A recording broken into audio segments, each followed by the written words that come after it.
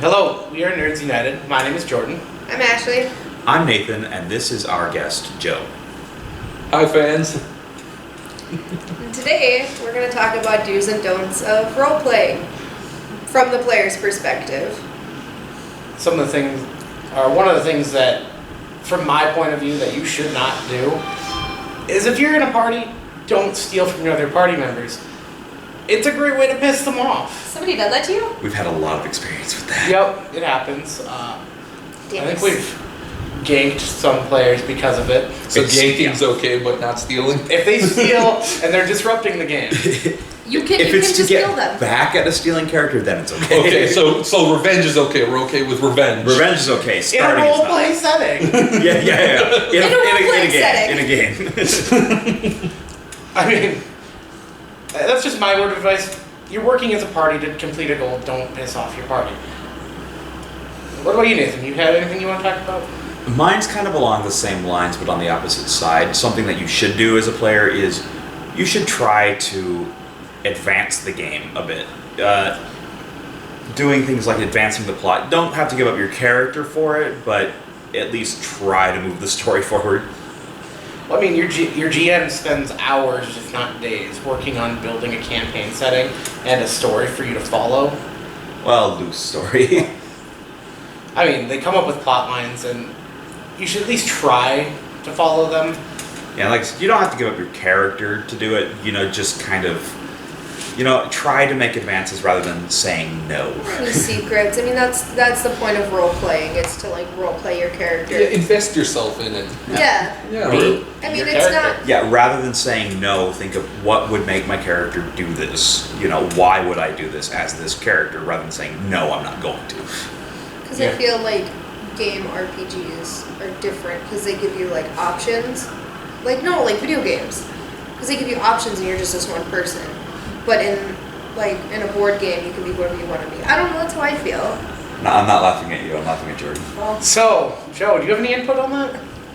Well, I do believe that every player has the right to play their own character and play it the way that they want to. Everybody has their vision of what their hero is, or they should. Some players see RPGs as no more than FPSs with dice. We know a few. But assuming that you have some kind of investment in your characters and he's got thoughts and goals, you should try to integrate those in the current plot line and find a way that to move the story ahead while moving your personal view of your character ahead. Yeah, it kind of brings the game to life a bit. Yeah, makes it more real. Well, it's part of your backstory too with that. Right. Because that kind of helps the plot line too. Because that's what your character comes from. That's kind of what you wanted to talk about today, was having an in-depth backstory, Well, correct? not in depth. Mine was in depth for my characters. Your tiefling. Tiefling. Yeah, and the more creative you get with it, the better. Hey, comments. Do you pronounce it Tiefling or Tiefling? We want to know. I've heard it done both ways. I say Tiefling myself. I've always said Tiefling. I say Tiefling. I've heard people say Tiefling and they're like, no, it's Tiefling. Aha, now it's correct. All three of us said Tiefling. Anywho, so I think you should have an in-depth backstory because it helps not only you get more interactive with the game, but it also helps your DM or GM or however you want to say it is, create a story because they can pull from your backstory and give you challenges and stuff like that. It makes the game more interesting, I feel. Well, and from a player's perspective, the more in-depth and creative your backstory is, gives you a solid foundation on how to play your character. Because it basically gives your character its personality and how it got there. Well, yeah, if you compare it to real life, your character now has experiences to draw off of rather than just, oh, I've never had anything like this happen before. I'm in a bar. Why am I in this bar? I've never been in one of these. My job was to be an adventure for this moment. I was just in a bar. In a bar. I was just created and we're going on an adventure. Because I guess we'll wing it. Because realistically speaking, if you come into a game, or rather, if your character in the game is at this point, they have not just sprung up from nothing. They've lived their life up to that point. Right. If you look at it from a real world. They existed before they're doing what you do. Exactly. Yeah. And the entire point is you continue from that point. Or we could write Infant the RPG and no background stories. You're born and that's how you do it. That Joe, would be a mess. Do you have any do's or don'ts you want to share with? Well, mine's more of an out of character thing, like what players, like people themselves do, not so much in character problems. But I think people should stop messing with their electronics during games. Like sometimes I know some people have their stuff on computers, so their character or like game rules and feats, abilities, whatever. But that's not bugging you. But that's not really the problem as long as you don't do too much. Yeah, it's game. It's when people are texting or Facebooking or YouTube videos, Playing games. playing other games. It's like, well, I wanted something to do. I'm like, isn't this what we're supposed to be doing? You wanted something to do. Yes, we have a game for that. We created an entire world for you to do stuff in. Even when there's a battle, you need to be paying attention to what's going on, even though it's not your turn to roll. Right? Well, yeah, one of the better examples is that time you're spending playing that game, checking that Facebook. You could be planning your next move or how can I help my teammates? Or pay attention because they should have a chance to be, Yeah. the center. For an example, we have a player that we're not going to name off that doesn't. He's gonna know who it is, too. know that. Yes, what they if know. they watch the video?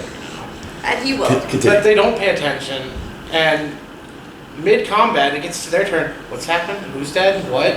Right? Wait, who's injured? And because of it, they really can't play more than just a beat stick. Right. Yeah. Hit thing with sword, Axe. hammer.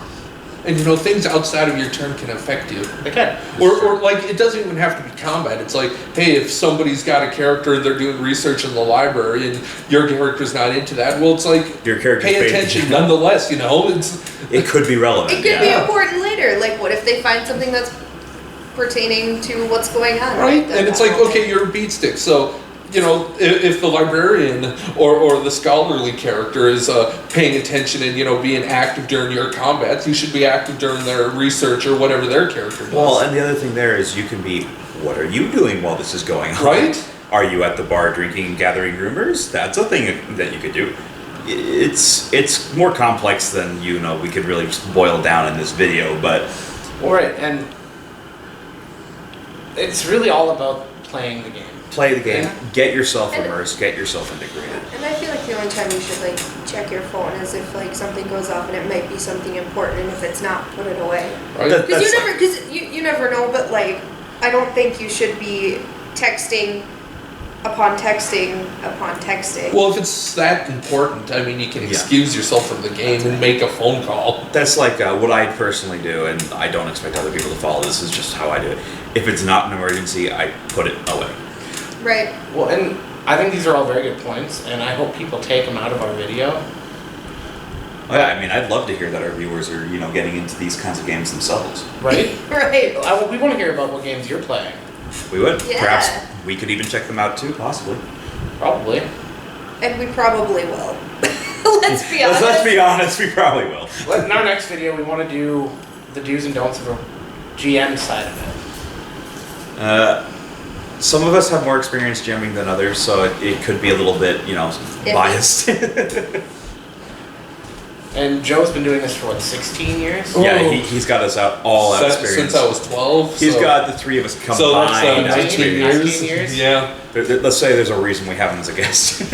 Yup. Maybe even earlier, but I officially started my first RPG book at 12. So that's the first one I got. All right, well, we want to thank you for your time. Continue to like our videos, subscribe to our channel, check out Facebook, Check out other social media that she's going to list below. And Joe, we'd like to thank Yep. you for joining us on today's episode. Hey, no problem. I got a call up and they said they wanted somebody else's opinions, and I'm full of those. We're very Oh, opinionated he's person. very full of Okay, those. that's fine though. That's cool. All right, All right, guys. have a good night. See ya.